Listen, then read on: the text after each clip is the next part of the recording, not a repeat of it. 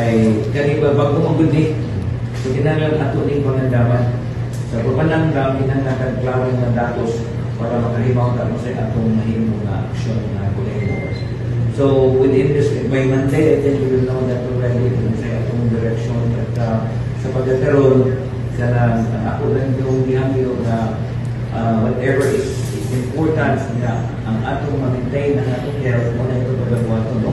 Pagpamunaw o kailangan akong nabantayan sa ating mga kaumanan. Sometimes kaya hindi sila dito kung nahamon sa pagpalimpyo at mga tao mahala na lang buubog ka sa kanal basta kayo sa trabaho ka no? Ako sa lagi na every time you do something na-ating tayo pagkahin mo o preventive dili ang reactive at ang pagkahin mo.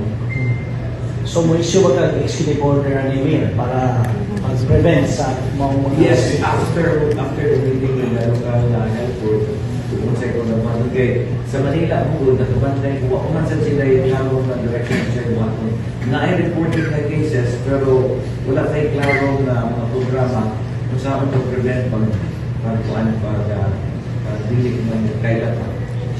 We are going to make that executive order.